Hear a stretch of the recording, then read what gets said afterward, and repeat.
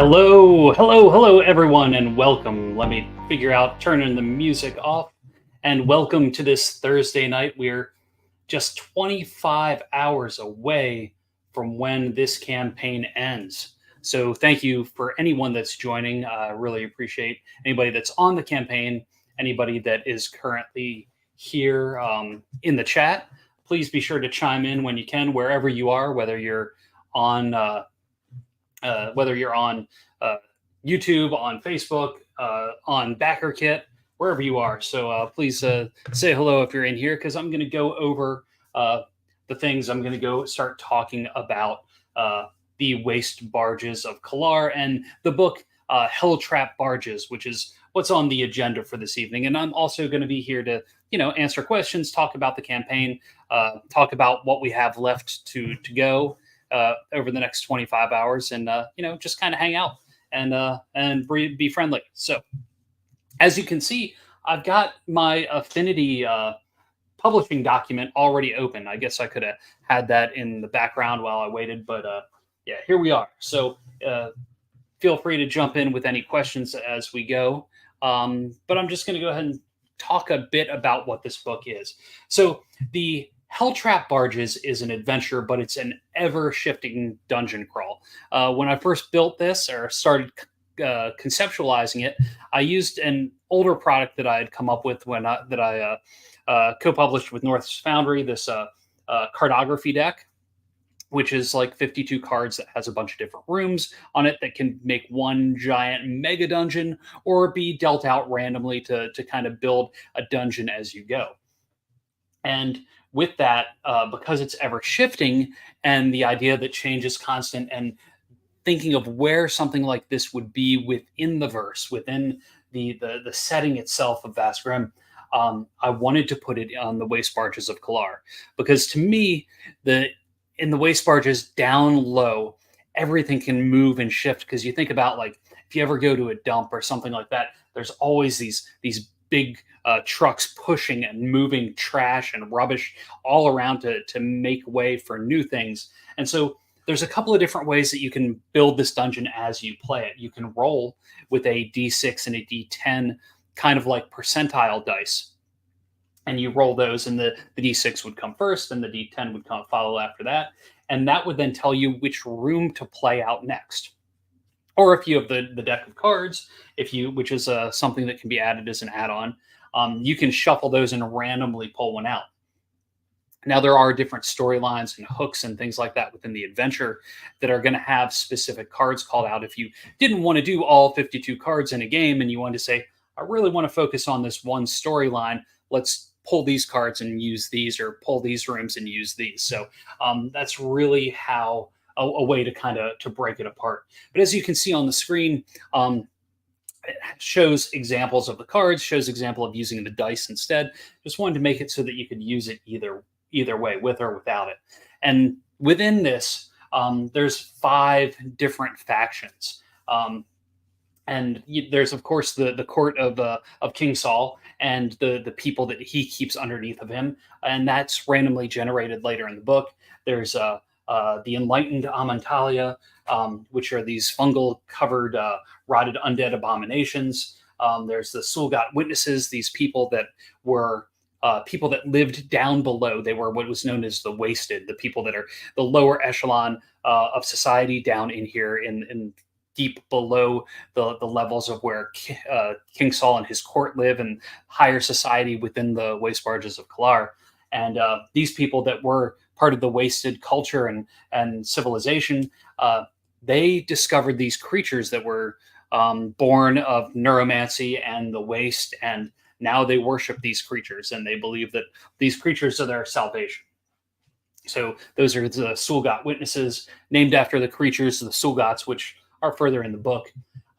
There's a lost legion wandering around in the hell barges, and then there's the wasted, which I mentioned just a minute or two before, which are the people that live down below. And the wasted, they are tired of King Saul and his court and the hierarchy, and they are on the brink of staging a revolution as well. So there's political intrigue that can be worked into this, especially as the waste barges as a setting. And then I have stuff about faction interaction and how those different factions look at one another, and then going into things that lured you here, um, 4 different story hooks that could get you here, the network chatter, the things that are true or false or partially correct that you may find if the players are doing research trying to learn more about what's going on, and then what is inevitable, because there are things that are going to happen no matter what the players do, the Legion does, while down in the waste barges. And then just kind of showing how this is worked out. The using the rooms and the randomness of this, I wanted to keep this a lot cleaner. Of course, this layout is not finalized. All the text is not finalized. I still have quite a bit to do in this book, and we'll circle back to that in just a little bit. But seeing how it's broken out, it's very much like how I did the Crawling Death book, if you're familiar with that, for Merkborg. And just kind of going through. There's some spots in here with some negative space down on the bottom that I still want to throw some extra illustrations into, but that's kind of coming up as we go to it. There's trash heap, these massive trash heaps that to me were kind of built off of the trash heaps in Fraggle Rock. That's kind of where the inspiration for those came from. And then it just kind of keeps going down. I'm not completely done with writing out all of the rooms, but that just kind of gives you an overall idea of how it goes. And you can see that I've got empty pages here. I've got pages with text that's just kind of slapped in there. I still have to build out the Lost Legion.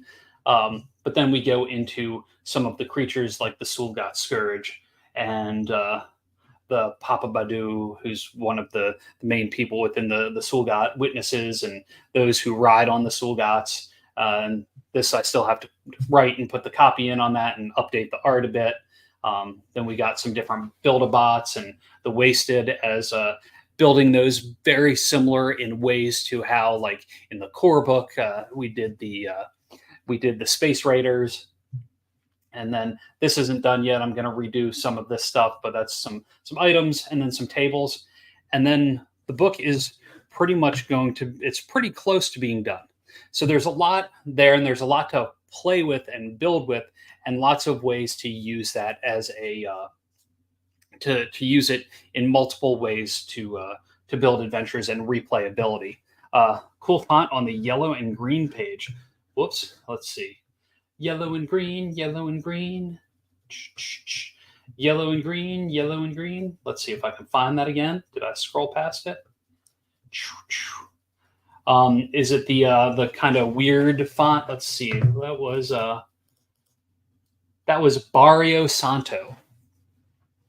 Charles, let's see here. Show. Boom. That was Barrio Santo. So that's pretty much the main meat of that book. There's still a lot that needs to be done as far as tweaking and doing a little more writing and building out some of the pages, but that's going to be what that looks like. Does anybody that's watching right now have any questions about the Helltrap Barges book and its content, or how you would use it? And I realized that I just blew through that in like 9 minutes, so I know that was a lot of info in a short amount of time.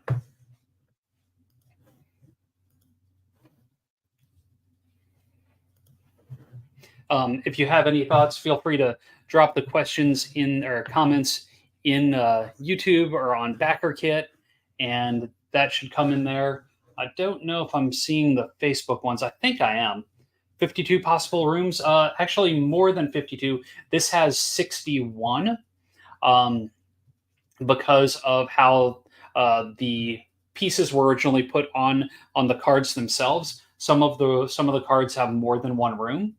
And then how that would kind of work, it's basically if you roll the D6 and the D10, and if you get anything other than a 0 or a 1 on the D10, you would re-roll that or drop it down to either the 60 or the 61 if you wanted to, however you wanted to go about doing that. Yeah, there's 61, and I've written 45 of the rooms so far, and I've started mapping out the rest of them. So this is the book that is the least furthest along out of all the books that are in the campaign right now. For the Skeleton Crew, I was laying out a couple more. I have like one more page to finish laying out, and then I have to go through and do a search for all the X's that are in there, the placeholder text that reference what page certain things are on. And I have to do that, and then I've got to send that over to Walt, and then it's already been edited from the Google Doc multiple times, and now it's in the layout form, so it'll need another pass on editing. And then I just got back the edits on the third act in Grimm Outlook. Looking great so far. Can't wait to throw your Legionnaires at it. Thank you very much, Charles. I really appreciate it. So that book is almost done as well. The Grimm Outlook. I just need to go through and look at those edits, apply those to the layout. What kind of things can bring a crew to the barges? Interesting you say that. So the waste barges themselves are really like down below this kind of almost a my brain is failing me. It's a almost like a dang. Okay, yeah, my brain is not working. This dungeon is really something that's created by King Saul to be able to watch and amuse the court of his court. So one of the things is if King Saul believes you have stolen a treasured relic, you have to survive his maze and then you can live, because he has cameras nestled down throughout a lot of the rooms. There's certain rooms where it says where they've been busted or painted over or covered, but there are certain things that feed back up above so that King Saul and his court can constantly watch it. There's clips have surfaced on the network of a new evil born in the wretched cesspools of the waste barges. Those are the Sulgots that the Sulgot witnesses worship. So your legion has been offered a large sum to acquire proof. There's a piece of the Gate of Infinite Stars has been hidden somewhere within the tunnels. Find it before someone else does. That's another thing that lured you here. Whether or not it's actually there, that would be something that would lure the Legion there. And then a splintered group of colonists known as the Wasted started a rebellion to overthrow the king, and he is paying you to crush the uprising. So there's a lot of different ways to work it, and of course you could go in and side with the Wasted and fight back and still take whatever deposit King Saul gave to you. So those are some things that are some pre-built-in hooks, but you could of course come up with plenty of your own as well. So this book, I'm planning on working on this one probably starting tomorrow once I finish up getting back to this book, once I finish up the skeleton crew, and then continuing to work on that up until it's ready to pass off to Walt, hopefully sometime at the end of next week. Does the king get a stat block? He does not. Do you want him to have a stat block? So the way the king's court works is you kind of roll that. You can roll up the king's court. It's there. Sorry, the font's terrible because I just slapped that in there and it's not ready for layout. But there's the 12 different titles of the court, and then you roll the different things. Like there's a table for secrets. There's a table for quirks. There's a table for obsessions for each of these to make the court unique to your table. So there's lots of things that you could do with the court themselves, but they aren't statted either. It's more just like personality to work into it. But if there's extra room in the book, depending once everything lays out, because I have the certain number of pages that I need to work with, I could always consider statting him in there. You could see legionnaires fighting back against him and the court. It would be fun to roll the king too. Okay, I will put that as a placeholder in case I have enough room for the king. Let's see. And if not, I can always make that as a fun free PDF. Let's see. Copy. Paste. Okay, let me just write down King Saul here. Okay, so that's a possibility to throw him in there pending the room. Does anybody else that's watching have any questions about the Hell Barges or thoughts on it so far? The Soul Got Scourge that I had shown was, I did not wrap it up very well. I took it 2 years ago to, let me drop this thing back in here. I took that guy 2 years ago to PAX Unplugged, and on the drive back, he got pretty busted up. I think I'm going to try, like the tentacles just weren't strong. I think I'm going to try and use some more magic sculpt and fix it up and maybe have it so that I can take it to Gen Con this year. But I've got a little bit of repair work that I need to do on that beastie to make that happen. So right now, we are, yay, somebody's on the backer train. Somebody recently backed. Thank you, whoever joined. We are at $44,469. We're just a little over $500 away from unlocking the Guest Adventure by Kelly McLaughlin. I'm really hopeful that by the time this rolls around tomorrow, we'll be able to get there to that 45,000 mark. Something that is pretty exciting. I know partway through the campaign, I included the add-on for the D6 worm pencils. Well, guess what showed up today via DHL? The worm pencils showed up, and they are pretty damn bitchin'. The font is super small because it's a small area to cover, but it rolls really well. It's a hexagon. It rolls great. Oh, what worm did I get? Let's see. Number 4. Oh, gosh. The parasite is in your heart, causing it to beat increasingly fast. It is the Ramethus. So if you're at the table, somebody's fighting with something, there's a Grimm parasite, and they happen to get infected, they can just roll their pencil and see which worm they got. The 5-pack turned out great. Super easy to put in your bag, and I can't wait to sharpen some. So that was fun. We've had a few Legionnaires really trying to drive engagement. It's awesome to see. Shout out to everyone helping the campaign. Yes, 100%, Charles. Thank you for mentioning that. Seeing so many people sharing this around and really trying to get other folks to jump in on it has been wonderful. I really, really appreciate it. And we've had a lot of new people come, and I'm excited to have more people playing at their tables. Yes, thanks, Charles. The pencils are rad. I'm thrilled. The color turned out great. They had me pick the Pantone I wanted, and I love that the eraser and the metal casing is black as well. So it's just, that magenta, black, and white. It'd be one day we'll get the wood on the inside to be tinted somehow.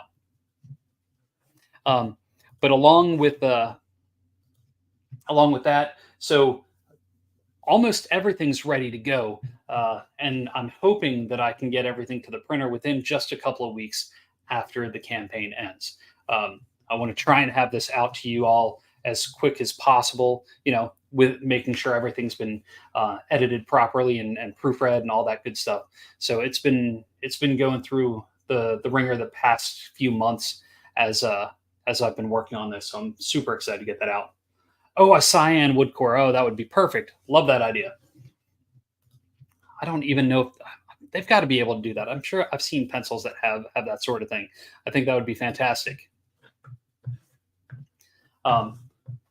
Yes. So if I'm not seeing any, I need to see if I can see this on the Facebook, because I don't see it on. I don't know if those comments show up in the stream. Let's see real quick. Hopefully, all of my stuff is muted. Let's see. Yes. Okay. No comments there. Fantastic. And one more, and I will check that, and then I will close this and have it down. Okay, fantastic. 3 comments, just me. So it's just my comments going over there. Cool. So are there any questions about the campaign? Tomorrow night, I'm probably going to stream as well, just to watch the end of the campaign and see what we can do and see if we can build up any of the excitement to get more people on the backer kit train to try and keep this thing moving. And this does end at 9 p.m. Eastern tomorrow.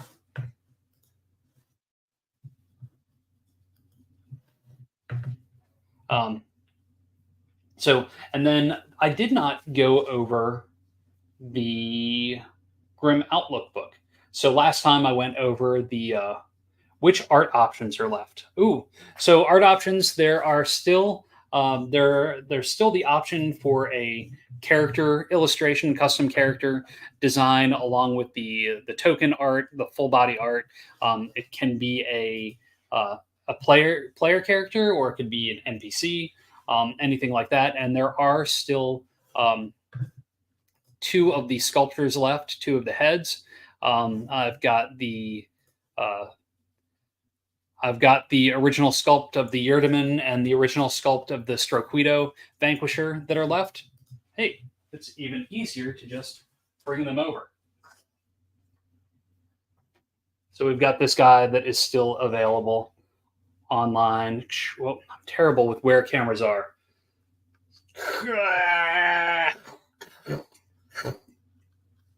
So that's what this guy looks like. I painted this one on stream during this campaign. And that will be in a future publication, I'm sure. So we got this guy who's wearing the pink cowboy hat that Ross gave me, Ross Brent, the co-creator. Got this guy who I'm sure will make it into some future publications as well. You can see the fruit cup side pieces over here from my daughter eating them, and this just has a basic styrofoam base underneath of it. And those are just like random foam heads that I sculpt on top of and add to it. Oh, thank you, Dee Dee Severin. I really appreciate that. And if oh, thank you. He looks good too. Fantastic. Thank you. If they don't sell during the campaign, they will go with me to Gen Con at the beginning of August. And usually when I do sculpts, and especially like the larger ones and the ones that hang on the walls, they'll usually go with me to shows for usually within the course of a year. They tend to end up moving and finding their forever home somewhere along my convention circuit. And as I'm getting back into doing more of those shows, I'm sure they will find a good home. I know a couple of pieces went home with someone at Gamehole Con last year.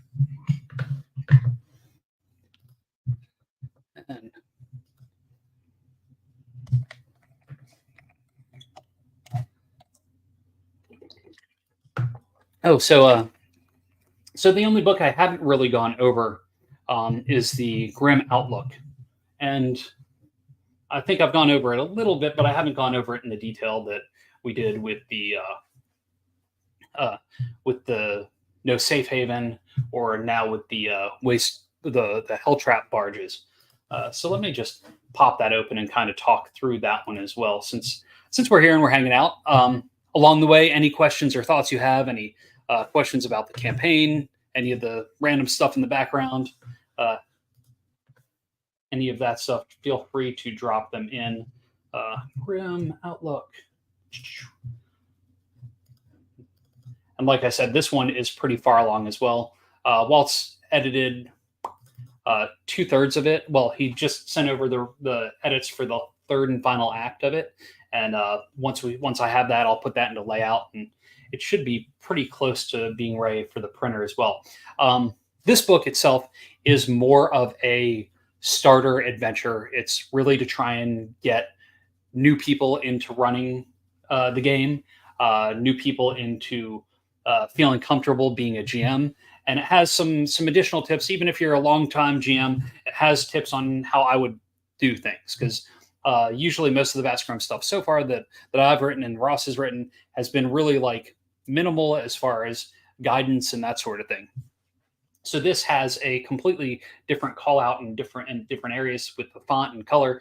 That is the hack. That is like, this is how I would explain it, or this is how I would do it. And so the idea is, it's a 3-part adventure where you start out on this travel station. It gets invaded by the Grimm. It really tries to help paint the picture of the setting, trying to show how bleak it is. And I'll get back to that in just a second. Charles says this is the first campaign of yours that I've seen with so much cross promotion with other campaigns. Do you think you'd target more of that in the future and plan for it ahead? So with that, um, it's really about interacting with people in the community. And so I know at one point I had posted a thing in some of the Discord servers that I'm in and said, "Hey, I'm going to be running a campaign. Would anybody mind mentioning it?" And I was like, "And does anybody else have anything going on around the same time?" And it's really just trying to help friends out and do cross promotion with that. And then Backer Kit itself has that one where you can, if you back mazes and you back this project, you do the code. You could come up with a collaborative piece. And I had mentioned to Chris and Heather over at ninth level about doing some sort of patch. And then when they had agreed to it, started thinking about how they could be interlocking. And then Chris had mentioned power. Chris had mentioned Power Sword, or somewhere along the lines we had the idea of the concept of like the He-Man Skeletor sword, and making a patch that kind of reminded us of that. So, but as far as cross promotion with other campaigns, I think there could be room to plan and orchestrate that on a bigger level. But I think it has to get more momentum, and I think it may have to be stuff that's a little more strategically targeted towards a similar audience, because there's certain things I promoted and friends promoted of each other's that may just not have as much overlap. So it just depends on how well it did for other people. And that being said, anytime any of my friends are running a campaign and I'm running a campaign, if I have the chance to mention it and try and share it with other people, I'm going to. So I'm sure there will be more of that in the future. But then rewinding back to the Grimm outlook, being on the space station, and the Grimm coming, and then escaping to a starship, the starship that's one of the patches in the campaign, the Salvation 3. And that is kind of learning and exploring the starship, learning where it's going, and the course that it's on, as well as trying to get a feel for playing your character and understanding the different things that you can do within the setting, and within a starship. And then moving on to the third act, where going and exploring a cluster of asteroids where there's things being built and certain things happening there, and trying to get something for your haul, and try and get a piece from one of these asteroids, and escape and kind of save the day, as it were. So it's got a lot. The Grimm Outlook has multi-session gaming set up to try and encourage people to do more long form play with Vast Grimm. So it's not just we're just playing a one shot and that's it, and knowing that it can set itself up for getting together with the same group of people for multiple sessions to do a longer form story. And there's maps and good stuff, like all the good stuff that's in there. Some creatures and some NPCs. Scrolling through it, some things that I based off of some toys from my childhood, where I found toys of a Hoth playset, and I redrew it and hacked it up and redrew it some more. But that was a good question, Charles, about the cross promotion. Does anybody in the chat have any questions going on? My Legionnaires appreciate the long form play. Yes, and trying to build it so that, like, knowing that this one is trying to get a piece of the Gate of Infinite Stars, and then trying to continue to build that out so that it can be a really long form campaign if you want to. When is it being released? So it's all kind of, everything is still kind of nebulous at this point. Generally, my goal is to try and have it shipped out to people by the beginning of December. That's everything working on a really good timeline, right? That is, if all the funds come in by the middle of July, if I can then make sure to send all the books to, I'm going to try to send the books to the printer prior to the middle of July, especially if I can get 2 or 3 of the 4 to them ahead of time so that they can work on the prototypes, because they will build a sample book that's not the finished one, but it's very close to the finished one for me to proof and review. I'm hoping I messaged my manufacturer today actually to find out what the very last day is to get them files for them to be able to make the sample books to then bring them with them when they fly from China to Gen Con. So I'm hoping that I can have samples at Gen Con, which is the beginning of August, so that I can review them, go through everything, hope everything looks great and there aren't any big changes or anything like that. If that's the case, approve it mid-August. It would probably print through end of September. It would then ship October and November, like usually 1.5 to 2 months. And so I'm hoping it comes in right around the end of November if I have all the boxes and everything ready to go. That's the orders coming to the US. The orders going to the EU and UK will go to a separate warehouse, and that'll get shipped out separately from the manufacturer. But I'm hoping that will happen so that I can pack all the orders as fast as I can to get them in the mail before I go to PAX Unplugged at the beginning of December, like December 6th.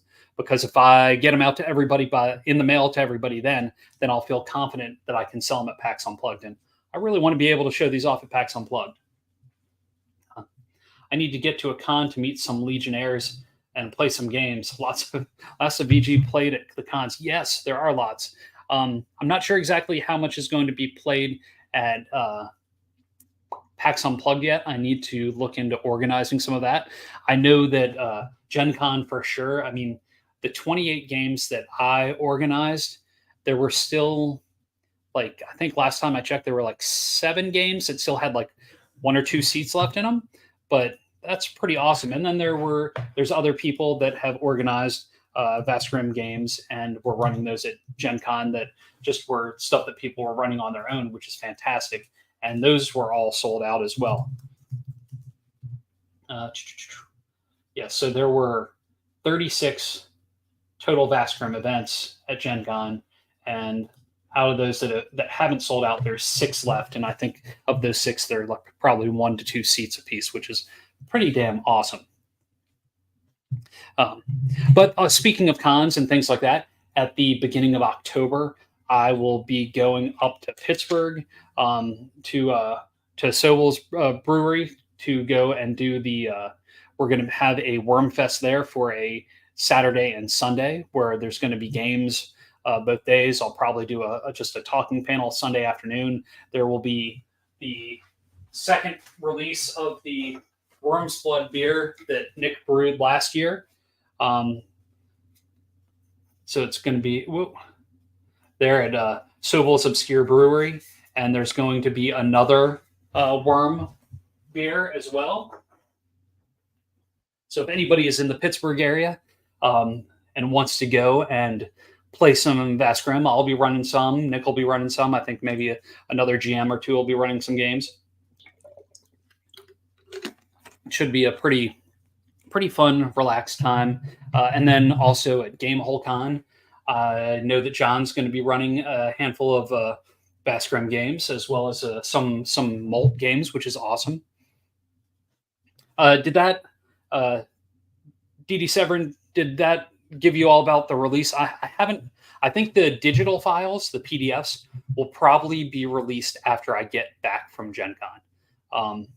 I'll probably wait until I make sure I see the physical copies, make sure there are any major changes, and then release the PDFs after that. Also, if there's any technical hiccups, I'd hate to do that while I'm busy jamming and getting a bunch of stuff together for Gen Con, because Gen Con is going to be pretty hectic. I've got a 10-foot by 20-foot booth for creature curation, and got a lot of good stuff happening there. And then also all the games I just mentioned.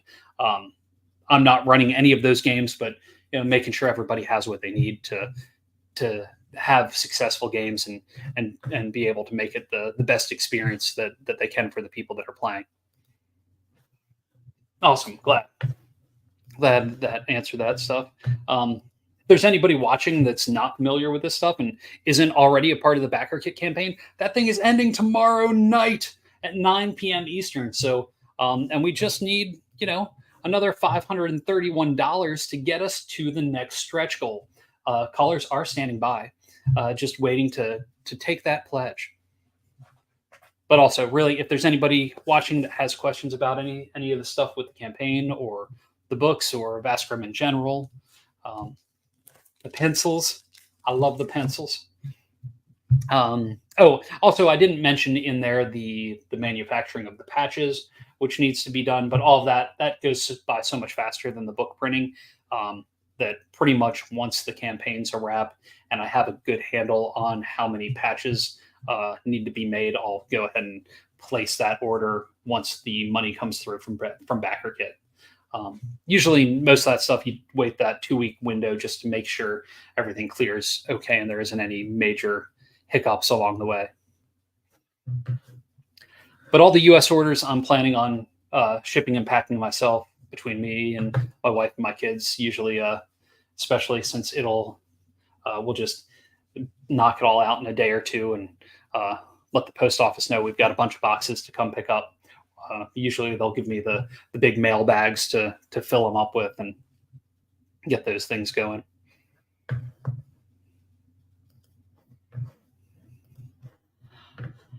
Charles says the Smorkborg artist just popped into the Vast Grimm Explorers Discord.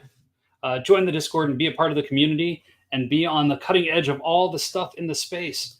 Oh, that's a good call. Hang on just one second. Let me find that link and I will drop that in here. Into the chat.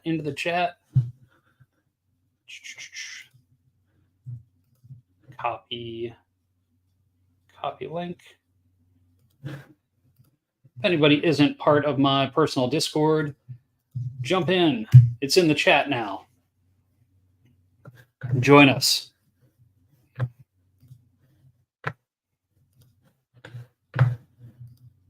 Excellent. I did not even realize. So I will have to go and say hello to them after this campaign is all over with. Also, I've got to send out the 24-hour email. Backer Kit automatically sent out the 48-hour one yesterday, so I need to send out another one just to try and remind folks to join us and to jump on board with us. Hopefully that the last day will get us through that. Worm hands, yes. Hopefully this last day will get us into that 45,000 mark range so that we can have that stretch goal. And if all of a sudden things start going crazy and we end up having a bunch of people jumping in at the last minute, I have some other stretch goals up my sleeve. It's just kind of waiting to see if I can afford them or not. Because each extra pledge helps push us that much closer to adding more and more fantastic content for backers like you.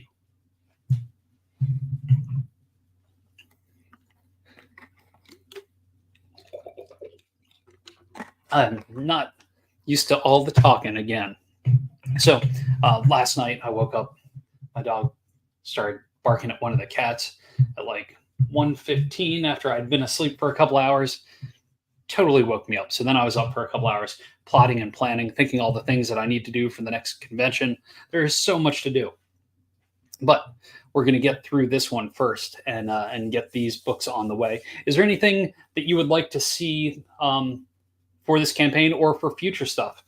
Can't wait. This has been an exciting campaign to follow. Thank you, Charles. It's been really interesting. It's been exciting to be on Backer Kit, and I really have enjoyed these chats and like being able to do the live streaming so much with it. I'm really hoping and planning to continue on with videos and streaming. With I know I'd asked some questions and polls in the Backer Kit about what sort of videos people want to see. I'm really hoping to continue on with that and building out a library of resources for those that are new to the setting, as well as, just doing some fun videos about that sort of stuff, especially once I can finish wrapping up these books and get them off to the printer. That'll give me a little more breathing room to find time to be able to work on some stuff like that.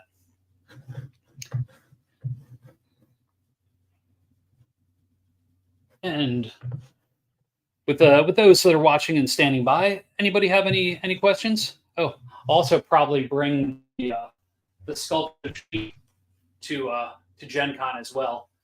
That'll be fun. The engagement potential in Backer Kit is really nice.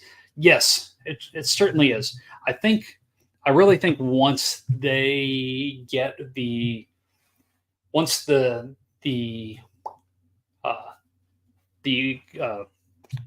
organic traffic to the site hits at higher numbers, I think there's a lot going on the platform to really make it really awesome.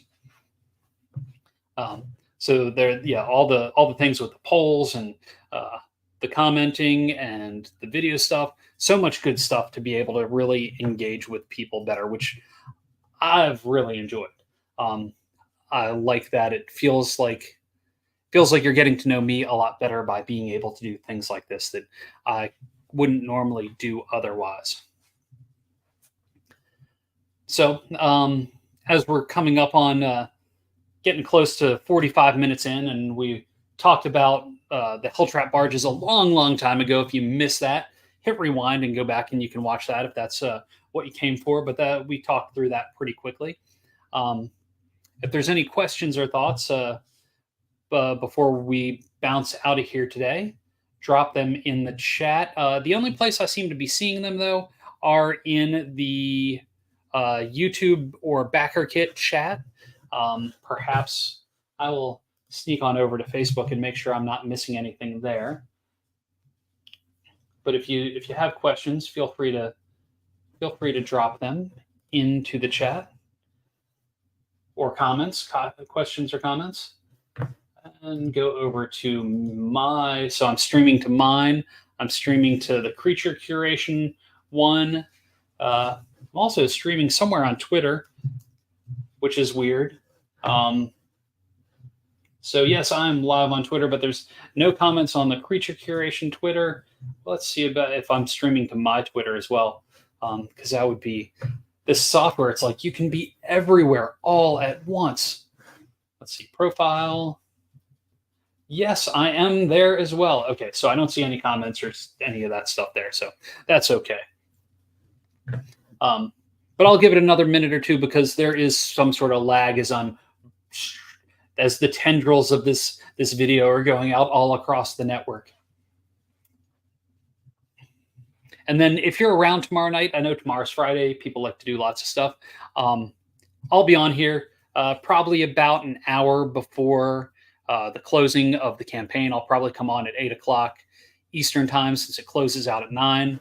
I will stick around for as long as it keeps going because it does have that backer train. Like if we start getting people that are backing at the last minute, it'll keep staying open as long as somebody backs it within the allotted backer train time.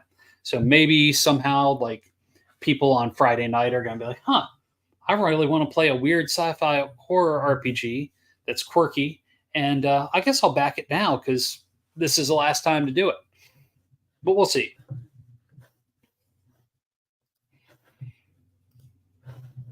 Choo-choo! Yes, that's right.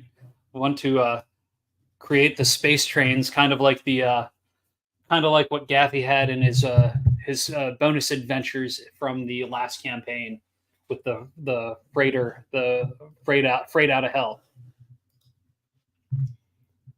But so for anybody that's watching with no other questions, I'm going to call it a night. I'm going to go get ready to send out that email.